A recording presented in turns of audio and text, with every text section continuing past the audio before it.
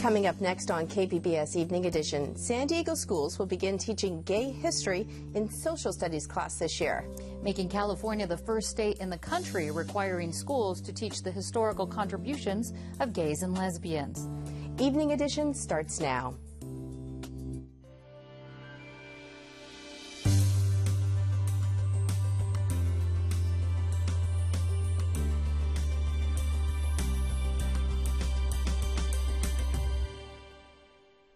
Hello, thanks for joining us. I'm Joanne Farian. And I'm Peggy Pico. Dwayne Brown has the night off. The identities of two of the four people found dead in a New Year's shooting in a Coronado condo have been confirmed.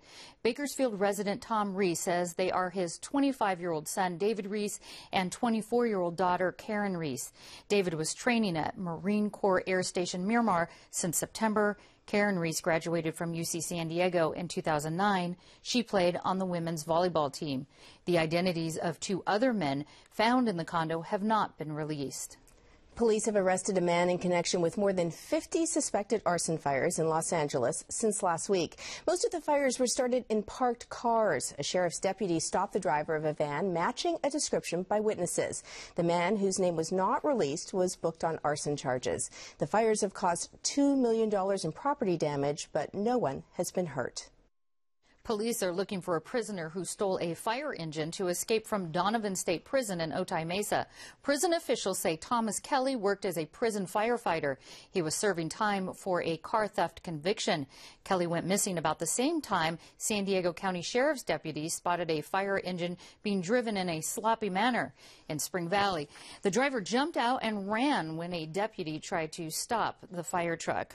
California Highway Patrol officers in San Diego made fewer drunk driving arrests during this past New Year's weekend compared to last year. The CHP arrested 48 people for suspected drunk driving in San Diego County compared to 64 the year before. One fatal accident was also reported. More than 500 buses in the San Diego Unified School District will run on biodiesel fuel by the summer of 2012. New Leaf Biofuel is a San Diego-based company. In 2006, it began producing biodiesel with recycled cooking oil from more than 1,500 local restaurants and businesses. The school bus fleet is the newest addition to many government and Navy vehicles that already use New Leaf's biodiesel. No engine or pump conversions will be necessary to swap from traditional diesel to the biodiesel fuel in the school buses. Typically, the cost of biodiesel tracks petroleum-based diesel.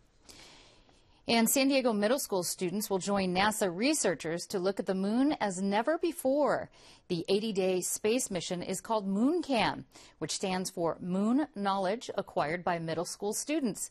5th through 8th graders across the country will be in charge of special cameras on twin satellites that entered the moon's orbit on New Year's Day.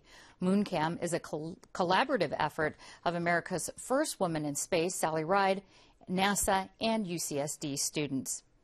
As teachers and students make their way back to school after the holiday break, there will be a new subject added to the K through 12 curriculum. Joanne and her guest explain how the new year brings new laws aimed at education about the lesbian and gay community.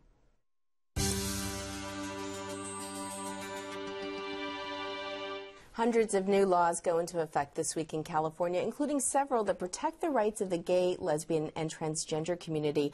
All of them were sponsored by Equality California, and they include California Gay Bullying Law, or Seth's Law, named after 13-year-old Seth Walsh. He was from Central California. He killed himself in 2010 after years of bullying. The law forces schools to address bullying through mandatory policies. The Gay Divorce Law, this allows a gay couple married in California but living in a state that won't grant them a divorce, the right to divorce in California. The LGBT Equality and Equal Access to Higher Education Law. This is an anti-harassment law that applies to state universities and colleges. The Transgender Non-Discrimination Law. This was authored by San Diego Assemblywoman Toni Atkins. It protects transgender Californians from discrimination with regard to employment, education, and housing. However, among the most controversial is the Fair, Accurate, Inclusive, and Respectful Education Act, sometimes called the Gay History Law. This law requires schools to teach factual lessons about the history of people with disabilities, people of color, and LGBT people in social studies class. State Senator Christine Kehoe, representing San Diego's 38th District, co-authored this bill. Well, joining me to talk about this new law is Colin Pierce, co-chair of San Diego's chapter of the Gay, Lesbian, and Straight Education Network, and William Eady, professor of journalism and media studies at San Diego State University. Gentlemen, thank you both for being here. Thank you for having me. Colin, I want to begin with you. Tell me what this law aims to do in the classroom. Quite simply, this law aims to create a safer environment and a safe and supportive classroom environment for all students. It's, in a sense, it's a new law. In a sense, it's not. There's already legislation in California. There's already an acceptance that we want our lessons, our curriculum to reflect the diversity of the children that are sitting in the classrooms. And what this legislation does is it adds a couple of groups that were omitted the first time round. So people with disabilities, Pacific Islanders, and lesbian, gay, bisexual, transgender people. Now, I mentioned one of the new laws does attempt to address bullying. How would this law also contribute to that end, to try and sort of combat bullying in schools? I think that one of the things that we're looking to do is a couple of things. The law is aimed to make the gay, lesbian, bisexual, transgender students who are in a classroom feel that they're accepted, that they're reflected in the lessons. I think that what it also does is it promotes an acceptance and a tolerance amongst their peers, amongst their classmates, so that that's certainly going to create a safer environment for them. And also I would add that it's not always just gay students that are at risk. You mentioned Seth Walsh, who tragically took his life. There have been numerous other incidents over past months of those type of incidents, and in several of those cases, it wasn't clear that the student who took their life was actually a gay student. In many cases, that's what was perceived, or that was the slur that their classmates felt was going to be the most painful, the most hurtful to throw around. So I think that by introducing this kind of law, by talking a little bit more about the contributions of LGBT people through the history of this country and California, that's going to educate their classmates, reduce that stigma, and create a much safer environment for all students. Now, Bill, we know there are a number of groups who want this law repealed. Tell us a little bit about those groups. Well, this goes back to the Proposition 8 campaign of a couple of years ago when marriage equality was proposed in California. The groups that opposed marriage equality and put Proposition 8 on the ballot were primarily conservative, primarily religious in their orientation, and they saw marriage equality as a threat to the traditional family. What they found was that one of the best arguments that worked in persuading people to adopt Proposition 8 was that it would threaten somehow the children, that children would be unsafe in school, that they might become sexual objects, and also that they would learn about sexual practices of which their parents disapproved. I want to mention a couple of those groups and read a couple of statements. There is a group called Stop SB 48, and what they're attempting to do is get enough signatures on the ballot they can repeal it. And their statement says, our public schools are not institutions for social engineering. SB 48 does absolutely nothing to reduce bullying, improve the state of our education system, ensure students graduate, or prepare them for global competitiveness. Instead, it diverts precious classroom time and resources away from science, math, reading, and writing to promote the political agenda of a few. I want to read one more, and this one comes from the group Save California. The clock is ticking for dads and moms to rescue their children from unnatural and unhealthy homosexual, bisexual, cross-dressing role models coming January to every California public school. And that's from Randy Thomason, president of Save California. Now, Bill, we do know that when this passed, it basically passed along party lines. There was only one Republican who supported this law. It was actually Nathan Fletcher, also mayoral candidate. He's a Republican. He supported it. if there isn't support among the Republicans for this, do they have a shot at actually getting this on the initiative and repealing this? Well, they've already tried once and didn't manage to gather enough signatures. It's interesting that the group that is probably has the best chance of gathering signatures because they're the best financed is a group that that would just simply wipe out gays and lesbians from the law. They would leave everybody else in the law and say it's fine to teach our students about diversity, but don't include gays and lesbians. Now, I'm not sure that that's a particularly good approach to teaching diversity in California.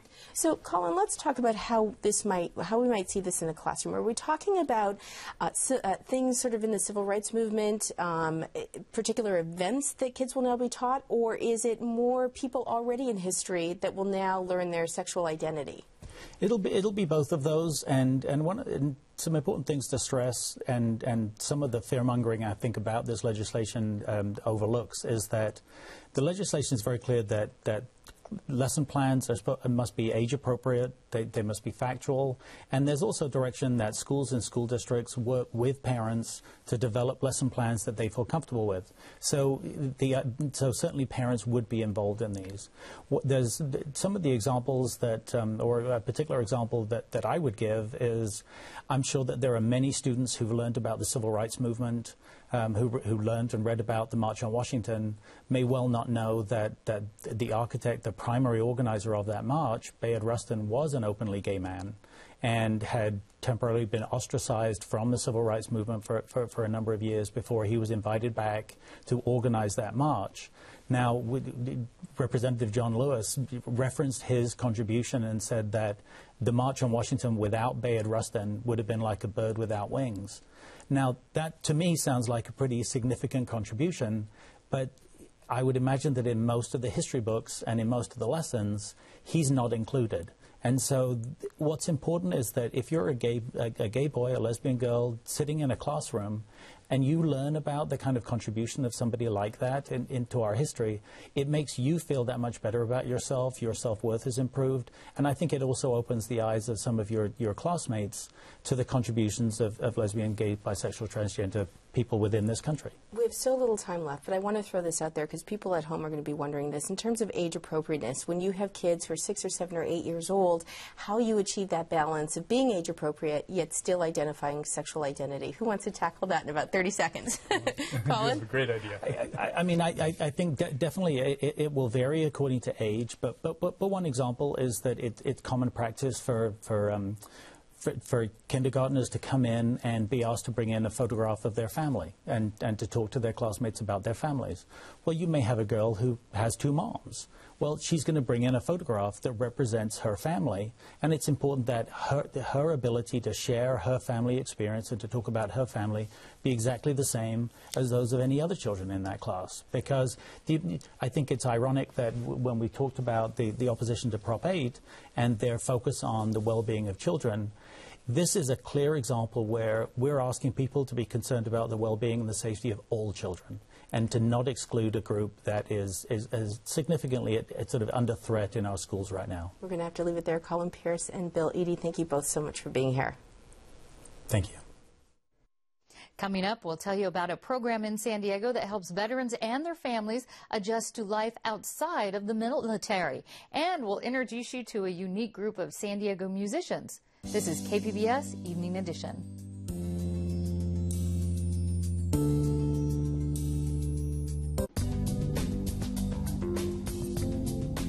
Tonight on KPBS at 8 from Tulsa, Oklahoma, it's the jaw-dropping season opener of Antiques Roadshow, featuring the most valuable item ever on the show.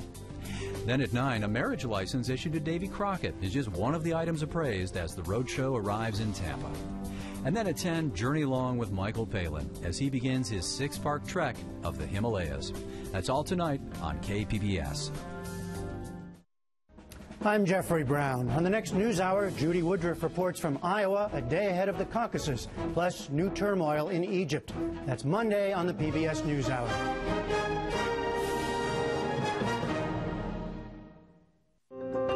The American people have named PBS the most trusted source of news and public affairs for the 8th year in a row. Trust. The American people have spoken, Thank you.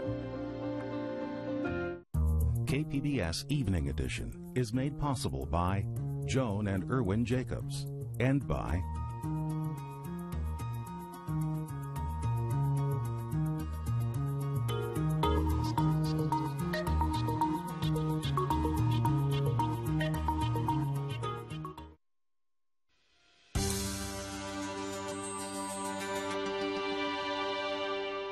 As the military withdraws troops from Iraq and Afghanistan, thousands of service members are returning home.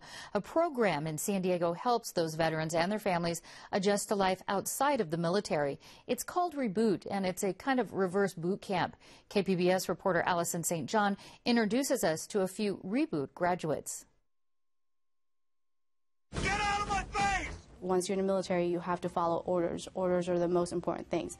If there are no orders, you just kind of have to ask somebody for what exactly they want you to do. And being out of the military, you don't have those orders. You kind of have to figure out what you need to do. No one's going to tell you what to do. Security for yourself, for your family. The Navy's provided that for myself for 20 years. So pretty much I knew I was getting a paycheck, medical care, and things of that nature. So security for my family and myself were a big issue. I'd say one of the biggest fears is, you know your job in the military, even though every 2 to 3 years you're going to change it and you're going to go into an unknown situation, but your basic job structure is known. And the biggest fear I had was translating, you know, the jobs that you do in the military, translating that to civilian. Leaving the military and returning to civilian life is a major transition. It's a cultural shift. Here in this empty classroom, 360 people have gone through a transformation and come out more ready to face a new life in the civilian world. All right, good morning. Morning. Now, come on, good morning. Morning. Good morning. That's what I'm talking about. Welcome to the session. These workshops are run by National Veterans Transition Services, a San Diego nonprofit. Our role and our goal is to enhance your transition or your reintegration back into your civilian life. The program began a little over a year ago. Classes are already booked up through March of next year. What are some of your fears? Yes, we go. Being homeless. Oh, yeah, being homeless. Thank you. The cost of the 3-week workshop, $2,500, has been covered by private donations so far, though Reboot hopes for federal support eventually. What are your strengths as a service member? Adaptability. Adaptability, and our discipline also. The first week focuses on controlling thoughts, how to manage them, you know, how to create a new set of beliefs, you know, how to turn off those unwanted images inside their head, and then refocus their energy on success. The success they're aiming for is not just about finding a career. Reboot graduate Otto de la Cruz did land a good job as a facilities manager in San Diego, but to keep his family relationship strong through the transition, he encouraged his wife to go through Reboot too. I started to change the dynamics in my household as well and started to change myself. And that's really the key thing about this. Everything, change starts with you. Otto and Osiris de la Cruz have been married for 11 years. Osiris was a devoted Navy wife and mother, but when her husband told her he was retiring, she felt panicky and depressed. Reboot did save our marriage. When he went through Reboot, it was a lot of stress going on because of transition, and everything he brought back, every day, everything that he brought home, new information, his attitude, it came to the house. It came to the house, and we started talking a little bit more. Your confidence changed significantly. I saw you kind of go back to the person that you were when I first met you. You know, I understood that the struggles of military life took a toll on you, having to raise 3 kids, sometimes by yourself. I knew that wasn't very easy, and you kind of lost sight of yourself. For 11 years, all my attention was to him, what he needed, my kids also, of course. But next deployment, we're going to prepare for deployment, his workouts, what is he going to need, what is he going to do. Right after graduating from Reboot, I got a job. I went to an interview, took that job at the Alvarado Hospital, and I'm there, and it's very exciting because we're starting all over again, and we're starting together. The best way to do this is what we call prevention and intervention. Prevention says get them before they get out of the service and help them reboot their brains, reboot their culture, their belief system, so they can go out and be successful versus after they've been out. And you can still do it after they've been out, but it's much, much more effective to reboot them before they get out of the service. That was Allison St. John reporting. 26 classes have graduated from Reboot since it began about a year and a half ago. So far, 80% of the graduates have either gone back to school or found a job. Last month, Reboot got a boost of its own with a $100,000 grant from the Bank of America Charitable Foundation.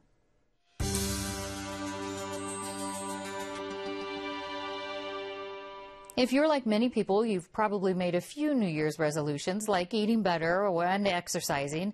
And when it comes to shaping up your mind, researchers shows playing music improves an aging brain. So does socializing with others. From our Envision series on aging in San Diego, Angela Carone introduces us to some passionate musicians in the North Coastal New Horizons Band. My name's Michelle Godino. I'm 52 years old. On Wednesday nights, I come to the Museum of Making Music and play my trombone with a band, an intermediate band. That's what I've moved up to, an intermediate band. There's about 25 of us that play together for about an hour and 15 minutes. My name is Susan Milling, and I'm 64 years old. I'm Brian Billing, and I'll be 67 in March. There's a lot of research on the fact that playing music for older people really helps them keep their brain functioning well. And my mom is 95, and I want to live that long too, and I want to be able to think the whole time I'm living that long. So now you tell me. Yeah. I'm going to start with third line from the bottom, E-flat concert. I think the neat thing about New Horizons is that it provides an entry point for adults that either missed the chance to play in a group or always wanted to and did for a little while and then had to give it up for other, responsibilities or career choices.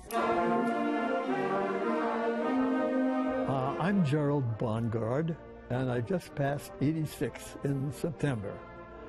I started to play when I was 10 years old in the Depression. And at that time, it was very, very difficult to get the kind of musical training I really wanted. This is really a second opportunity for me because I always wanted to do this. Music, I just love music.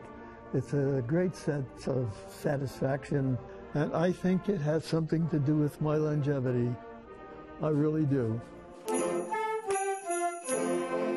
Playing an instrument, you kind of have to be a little bit vulnerable. Some of these people are doctors and lawyers, and they've never read a note of music, and they're learning with everybody else, the plumbers and the truck drivers and me, I think it's really fun. This is an E-flat alto saxophone made by the Busher Company. I treasure it because it's been with me virtually all of my life. And it's something that I enjoy every day because I play it, and the both of us, we get along. It's, it's a wonderful instrument, and I wish that I had the talent to really coax it into the beautiful tones that it can have. Instead of just chop, make it a nice ta, light note with actual tone. It would be better than just getting to it and going, ha, I have a break, okay? I think the biggest challenge for them is that they know how it's supposed to sound, whereas an 8 or 10-year-old coming in, just woohoo, we're making a sound. They don't care, if it's good or bad. But an adult who has life experience listening to music, they know generally what they want to be able to do. You remember the fingering, and you remember where the notes are and how to read the rhythm and stuff. This year, though, the intermediate band with all our flats and sharps is a challenge. I want to be them when I grow up. I want to be a person that would want to be in the New Horizons band because I just think every single person in this group is just such a unique individual and so full of life and so still enthusiastic about learning, which I think is just incredible. That story was from KPBS reporter Angela Carone. The Public Square is up next. This is KPBS Evening Edition.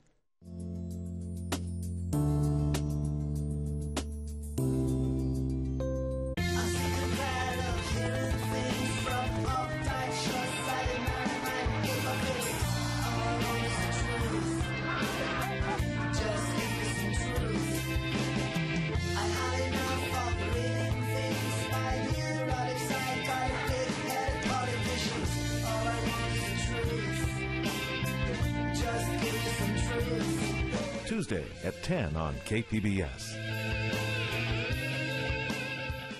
Where can you learn the history and uncover the treasures of our region? Right here on KPBS. First, on Ken Kramer's About San Diego, discover the little-known stories behind the things and places in San Diego we see every day. Then on Crossing South, host Jorge Meraz explores Baja, Mexico, and gets to know the places frequented by the locals. Get to know the people, the food, and the customs of our neighbor to the south, only on Crossing South. Thursday starting at 8 on KPBS.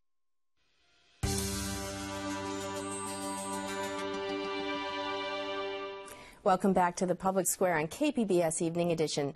As we told you earlier, there are hundreds of new laws going into effect this week. They range from banning teenagers, those under 18, from using a tanning bed to keeping kids in booster seats longer. Californians can no longer openly carry an unloaded handgun, and potential employers can't run a credit check unless you're applying for a job with a bank or law enforcement. I want to know how some of these laws will affect you in the new year. Are you a tanning spa that will lose business, or maybe relieved that a poor credit score will no longer keep you from getting work? Write to me at jfarian@kpbs.org, or you can follow us on Twitter, or of course like us on Facebook. I hope to hear from you. And now let's go back to Peggy at the news desk for a recap of tonight's stories. The identities of 2 of the 4 people found dead in a New Year's shooting at a condo in Coronado have been confirmed. They are 25-year-old David Reese and his sister, 24-year-old Karen Reese. Police are looking for a prisoner who stole a fire engine to escape from Donovan State Prison in Otay Mesa. The state prison system says Thomas Kelly worked as a prison firefighter and was serving time for a car theft conviction. And police have arrested a man in connection with more than 50 suspected arson fires in Los Angeles since last week. The fires have caused $2 million in property damage, but no one was hurt. You can watch and comment on any of the stories you saw tonight on our website, kpbs.org/evening edition. Thank you for joining us and have a great evening. We leave you with a look at the forecast.